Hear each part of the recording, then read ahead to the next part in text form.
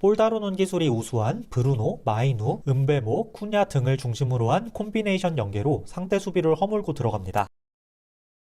안녕하세요, 엘미야입니다. 오늘은 임시감독 부임 이후 맨유의 반전을 이끌고 있는 마이클 캐릭의 전술을 분석해보겠습니다. 먼저 기존 아모림 체제와의 차이점을 얘기해보자면 기존 아모림 체제에서의 3백에서 4백으로 전환한 캐릭의 맨유입니다. 미드필더가 2명에서 3명으로 늘어나며 중원에 숫자를 더했고 특히 카세미루, 마이누, 브루노의 중원 조합으로 밸런스를 찾았습니다.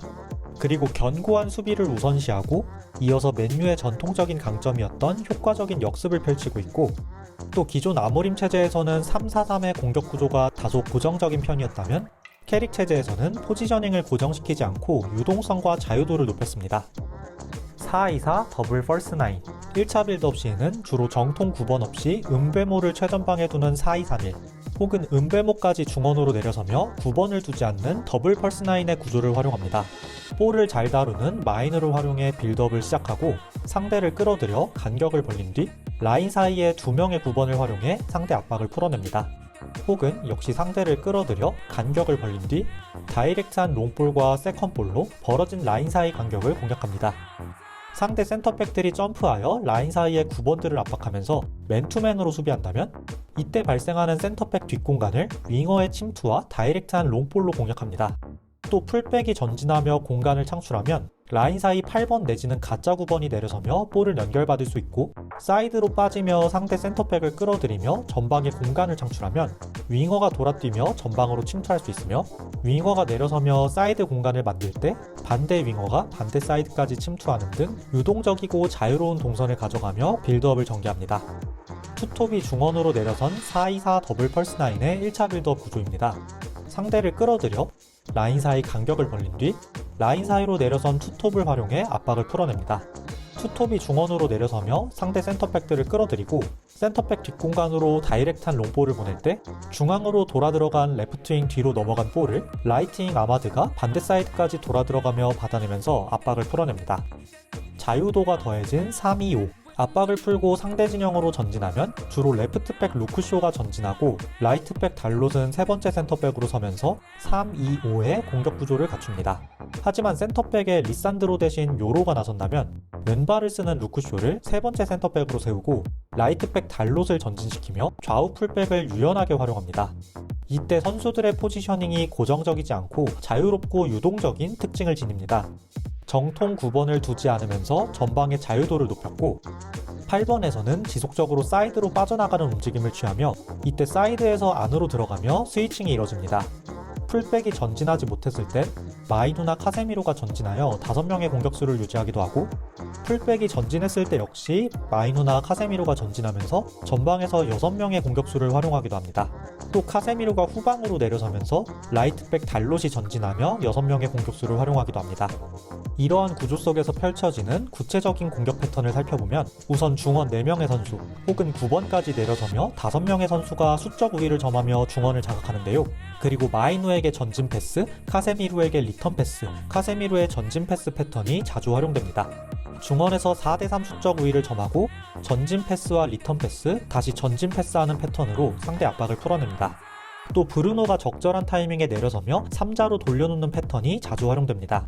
이렇게 적절한 타이밍에 내려서서 3자로 돌리며 압박을 푸는 브루노입니다. 프리맨이 된 쿠냐와 은베모는 직접 볼을 운반하고 2선에서 자유를 찾은 브루노 페르난데스는 윗선에서 창의적이고 도전적인 패스로 공격을 주도합니다.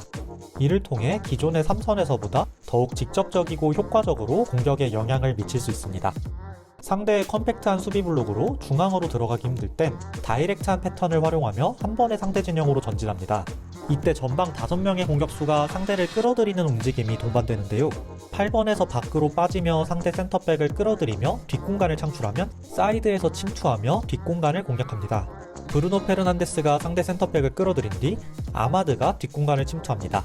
또 8번이 상대 풀백을 끌고 내려오며 사이드 뒷공간을 창출하면 사이드에서 침투하며 뒷공간을 공략합니다. 아마드가 상대 풀백을 끌어들인 뒤 달롯이 사이드를 공략합니다. 8번에서 대각선으로 침투하며 상대 풀백을 끌어들여 사이드 공간을 창출하고 반대로 전환하여 사이드 아이솔레이션을 펼치기도 합니다. 8번 자리에서 상대 풀백을 끌어들인 뒤 반대 사이드로 전환합니다. 또 자유로운 동선으로 상대에게 예측 불가능성을 더한 상황 속에서 순간적으로 간결한 연계와 패스앤골을 통해 템포를 올리는 콤비네이션 연계가 펼쳐지는데요. 볼 다루는 기술이 우수한 브루노, 마이누, 은베모, 쿠냐 등을 중심으로 한 콤비네이션 연계로 상대 수비를 허물고 들어갑니다. 순간적으로 템포를 올리는 간결한 연계와 패스앤골을 통해 상대 수비 조직을 효과적으로 깨고 들어가며 찬스를 만들어냅니다. 견고한 수비와 역습, 수비 국면을 살펴보면 하이블록에서 4-4-2를 기반으로 마이누가 전진하여 다이아몬드 4-4-2 압박 구조를 갖추고 상대 빌드업을 한쪽 사이드로 유도하는 전방 압박을 펼칩니다. 미드블록에서는 4-4-2 수비 블록을 활용하는데요. 컴팩트한 간격으로 중앙을 틀어막습니다. 하지만 하이블록과 미드블록에서는 압박의 강도가 굉장히 강하거나 맨투맨의 방식이 아니며 상대의 전진과 지공을 어느 정도 허용하는 편인데요.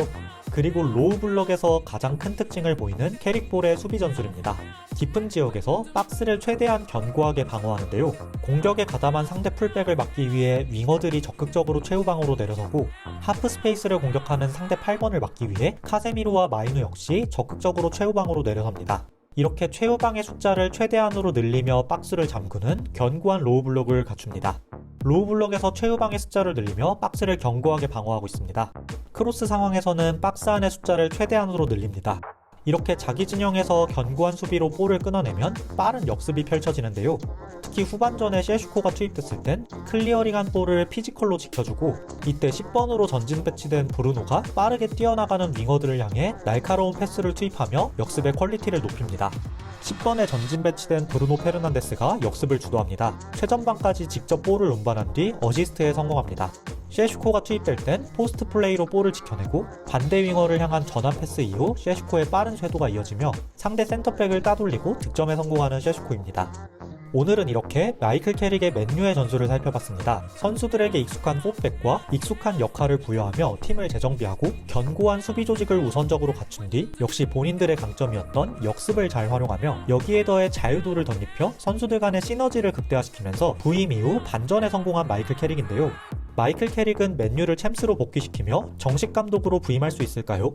오늘 영상은 여기까지입니다. 시청해주셔서 감사합니다.